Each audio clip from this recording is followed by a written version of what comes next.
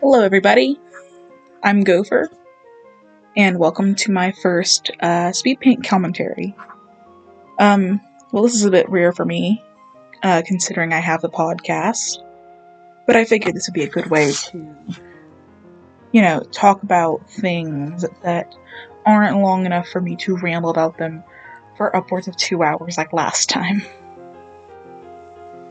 Well, this time, I was thinking about talking about my experience in the Hetalia fandom, and why I think it's a bit odd that it seems to be the usual, example of a bad fandom. First of all, I'd like to talk about the speed paint and the art itself. Some obvious things are I use Fire Alpaca for my drawing, and I use OBS for recording, so if there's any tips on how to use either of those from anyone, I would greatly appreciate it. The art itself is a drawing of my character Theodora, aka Teddy. She's one of my slasher OCs, one of my 4. And if you ever want me to ramble about her and just kind of go on for a while, I would be happy to.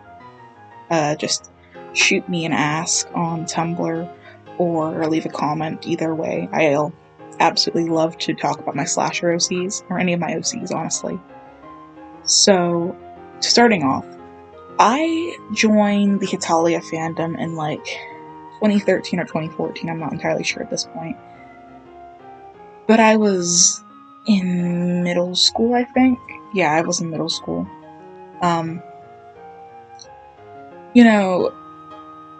That was, I believe, around the time that people were considering the fandom was dying. It was around the time that The Beautiful World came out. That's the 5th season. And before The World Twinkled, the 6th season came out. Now, I wanted to talk about this because in, this year, we're going to, knock on wood, be seeing a 7th season, which I remember a change.org petition that was it was either a fake article or change.org about making a 5th season of Hetalia, or 7th rather.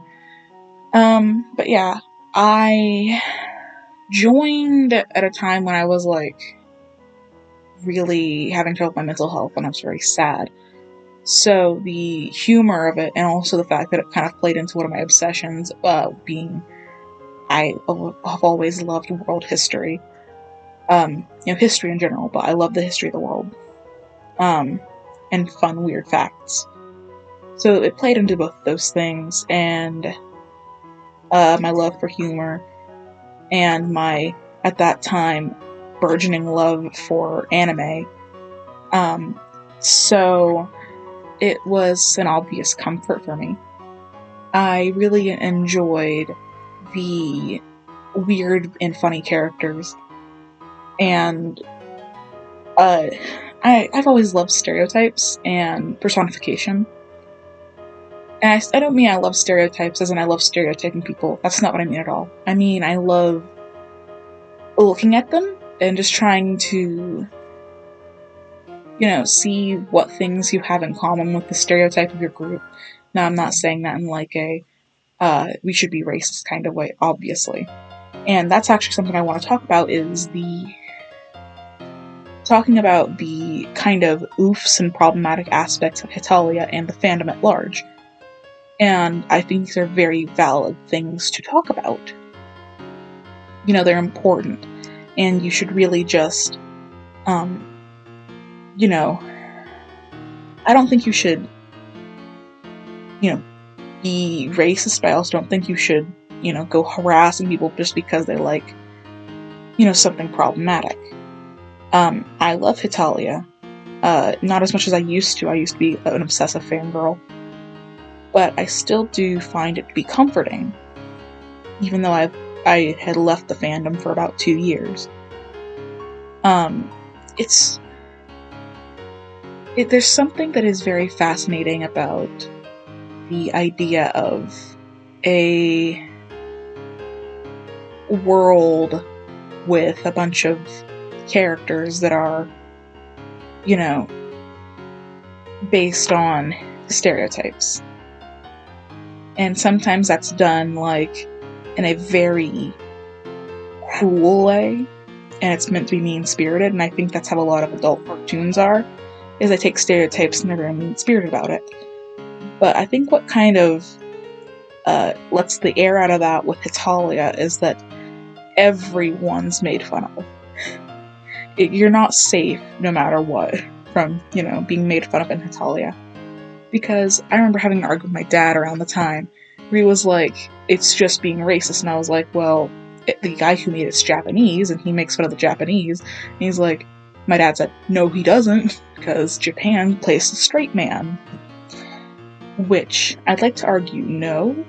He does in a way, but that's kind of playing into the stereotype of the Japanese are very uptight and quiet and reserved, to the point of, like, there's a joke at one point where Italy hugs him, and he's like, oh, you gotta take responsibility, you gotta marry me. Like, that reserve. Which, not a saying is true.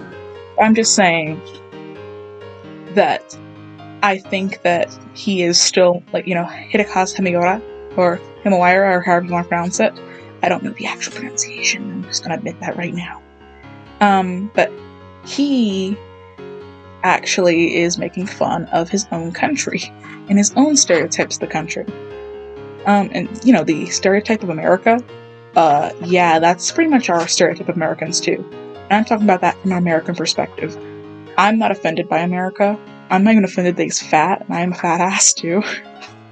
But, I think that the fact that, like, they are kept at that level of being, a stereotype, but also that it does take some serious moments of history and treats them as serious.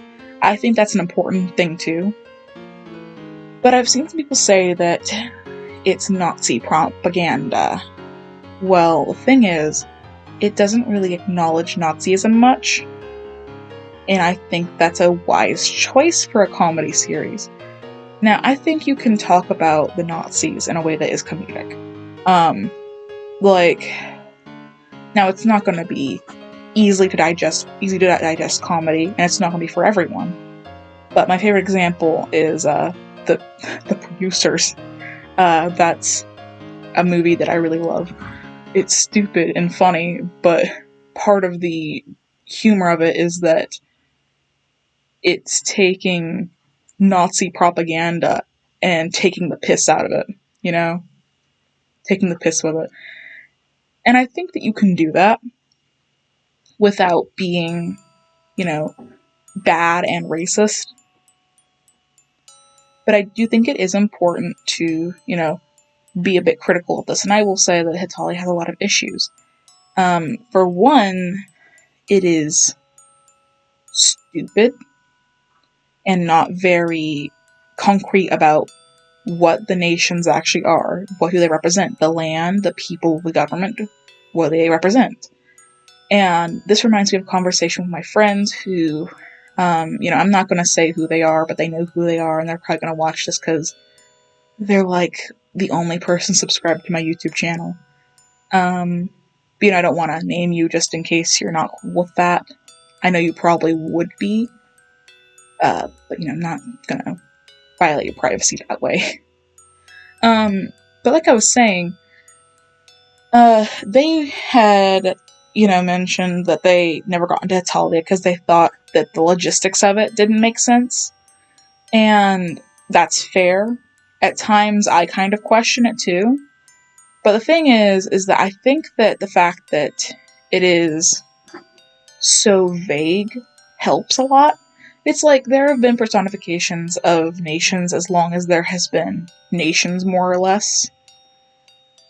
That I know of, considering that a very famous painting that I love is called Hetalia and Germania, and it is a Renaissance era painting, I believe. It could be Reformation. But it's a Renaissance era painting, I think, that depicts Germany and Italy as two women who are friends, possibly lovers, And, you know, there's also Uncle Sam and, you know, the Statue of Liberty, but before that we had, I believe it was Justice, or was it? I don't know. I think it was Justice, either way. But, you know, I think that that's all interesting. And the thing is we're never entirely sure on what a personification of a country means. The country is many things. It's not just the government, it's not just the people, it's not just the land. It's everything together. So I think that's an important distinction to make, too. But if we're going with stuff that's actually in Hetalia, then I would say that the,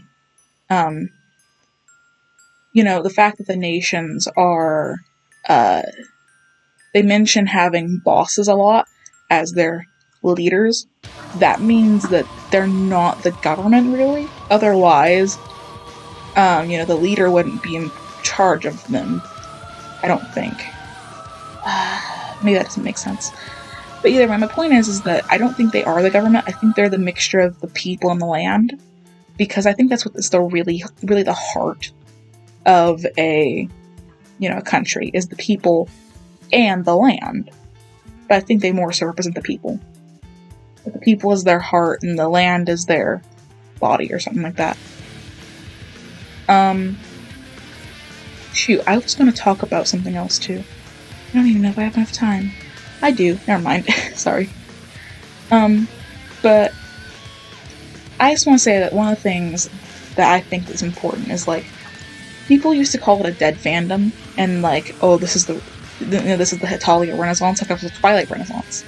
I don't think dead fandoms exist except for lost media. And by that I mean, like, truly lost things. As in, there's no one who remembers it as a thing. As long as there's one fan of something who is making fan art or fanfic or, you know, some kind of content, or at least talking about it, there is always a fandom for something. Even for something really obscure like Cloud Atlas, which is something I adore. So, calling Hetalia a dead fandom was kind of stupid, in my opinion. It was never dead. I was in it when it was considered dead, because I only left in, like, 2019, I think? Yeah, 2019. And even then, I had only been, like, I hadn't been active very much. So I technically left in 2017. It's just 2019 is when I drew my last Hetalia fan art. And that was about when I entered the slasher fandom. So I think that a lot of people kind of forgot that there was Amino, and the Hetalia Amino was pretty big. But I also think there's an issue with Aminos to begin with. I think there's a lot of weird stuff when it comes to how they are ran. And Hetalia Amino was no different. Like, Amino has this weird thing of, like, having so many, like, not even just, like, young people, because it's fine to have, like, 13-year-olds in a fandom, I think. As long as they are, you know, not talking about sexual stuff with adults. Because, ew. That's ew on, like, whoever initiated its part. You know, initiate sexual conversation. That's ew on their part. But, you know, I don't mind having 13-year-olds in fandoms, as long as they are respectful and, you know, not breaking laws or rules or whatever. But the issue was that there were, like, people under 13 that were not supposed to be using the app Amino. And we've had that happen in the slasher fandom with people lying about their age and actually being under 13. I can only think of one example, but I'm sure there's more examples than just that one. But my point is that there was, like, weird stuff with that in the fandom, and I was, you know, older, and actually supposed to be able to be on the app, and I was able to make those decisions for myself. But I didn't entirely feel comfortable with the fact there was a bunch of, like, 10 to 12-year-olds in the same fandom as me interacting with me. It made me a bit uncomfortable, so I kind of left Amino. And after that, I was, like, back to my DeviantArt. And where it was a smaller fandom at the time, I just kind of fell out of it because I didn't really have anyone to talk to. beforehand I had my best friend and my other best friend, you know, it was Nugget and someone else who, I don't want to say their name because they haven't given me permission for that, but I'll just call them, Kitty. Kitty was, like, my best friend, and, from 4th to 7th grade, and then we kind of, like, stopped talking. But, you know, we got into Hetalia at the same time, and we used to talk about it all the time. Their favorite character was Russia, and mine was Germany. And, you know, when I didn't have anyone to talk to about it, and, like, my best friend Nugget, she's never been into it that much. Not as much as I am, at least, or was.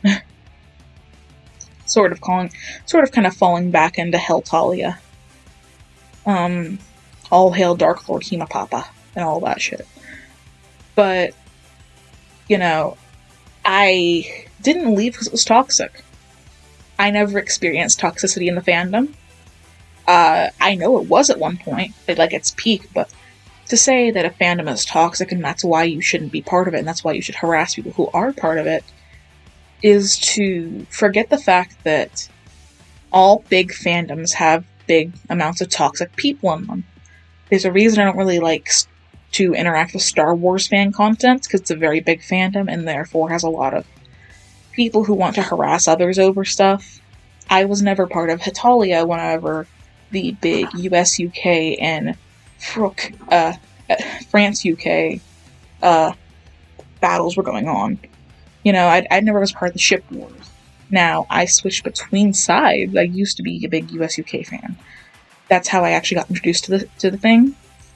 But, you know, I very quickly became fond of FRUC. So, France and UK. And, you know, I never, like, experienced a fan battle or anything like that. Or any arguments of that sort. It was just me having fun and enjoying content other people made. I never saw anyone get harassed in my time in the places I was experiencing. So I just want to point out that even in toxic fandoms, there's something to be said for that you shouldn't just kind of write off an entire piece of media, because fandom can't ruin a piece of media unless the you know, the creators allow it to. Like, the creators allow the fans to have too much of a say in what happens. Because I don't think that fans should be allowed to, you know, have a say in what happens in the stuff, in the thing, unless there's like a kind of a voting thing, like how there was for Batman's A Death in the Family, which was, you know, voting on whether Jason Todd would live or die. But, you know, I do kind of also understand why a fandom would turn someone off of a piece of media. And I think that it's entirely valid that you wouldn't want to look at or interact with Hetalia fans or fandom. You know, it's totally a choice that you can make, but I don't think you should, you know, call someone awful names or harass them or say they should die because of what they like or what they interact with. Now, that's not to say, like, oh, insert actually bad person here is fine. No, I mean if they're just, like, not hurting anyone. And Hetalia fan is not hurting anyone, you know? They're liking what they like. And I think it would be wise for everyone to just kind of acknowledge that and be friendly to each other. Because there's no need to want to hurt people. If someone's harassed you, you've had a hard time in the Hetalia fandom, or any fandom, I absolutely see that it's understandable that you'd want to, like, block people, block tags, filter tags, but again, it's not up to you what someone likes. Curate your own experience, leave their experience to themselves, okay? Anyway, that's pretty much it for my whole spiel. If you've enjoyed this, then I can make another sometime. Just tell me what you have in mind. Bye!